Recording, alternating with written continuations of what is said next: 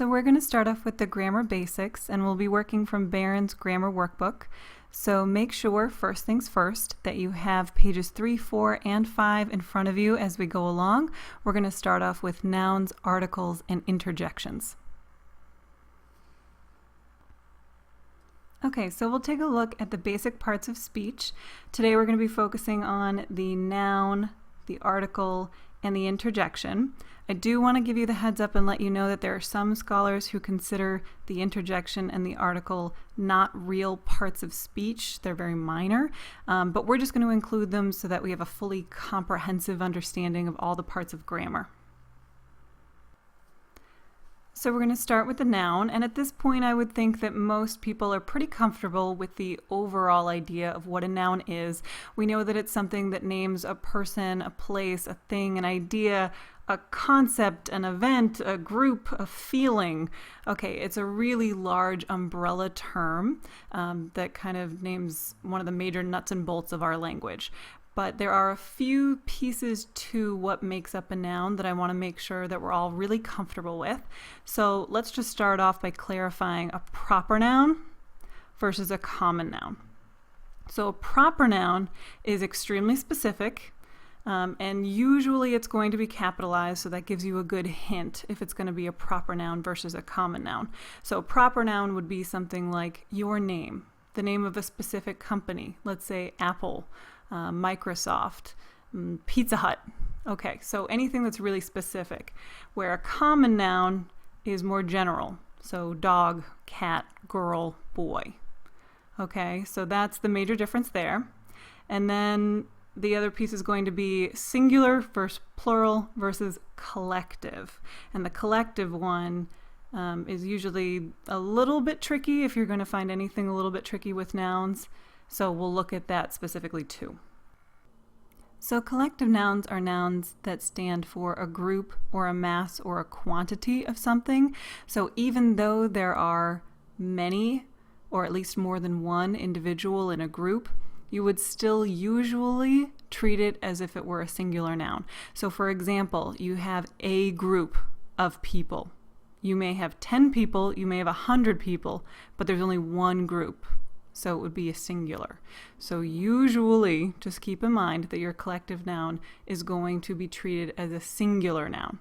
Now that can change if you were specifically referring to the individuals in a group. For example, if you were talking about the word class, if you're going to say the class is excited to learn, I treat that as a singular.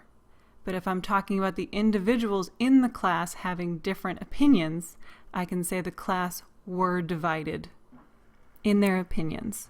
So just kind of keep an eye out there. Keep in mind collective nouns, usually going to be singular nouns, but it can be a stumbling block. So just kind of look out for that and make sure you're keeping an eye on the context so you know if you should treat it as a singular or if you need to treat it as a plural noun. So now we'll talk about the article. Now the article is very easy. You use these words all the time. There are only 3 words in the English language that are considered articles. So what I want us to really focus on is making sure that we know the difference between definite article and an indefinite article. So a definite article, the only word that fits there is the word the. So if I asked you, where is the queen on the chessboard? I'm only referring to one and it's very specific. So if you already know what it is and it's something very specific, you use the word the. Can I have the book? I'm looking for a specific one. Okay? If it's an indefinite article, you use a or an, and that's indefinite because it's not specific. So if I said, can I have a pen? That could be any pen. I'm being very general. I'm being very non-specific, so it's indefinite. You use an before something that begins with a vowel or occasionally something that begins with an H. So for an example, you could say, I would like an apple because apple begins with A. Or you'd also say, I need to speak to an historian because historian begins with an H. So if you have something that's indefinite, you can use a or an depending on how the next word begins. Lastly, we have the interjection. Grammatically, not very important. It's usually one, maybe two-word phrase.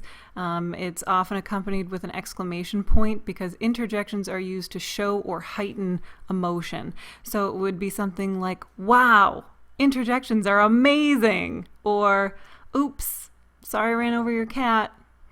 Okay, so that highlighted in green portion, those are the interjections. Very brief, very quick, and hopefully very easy to remember.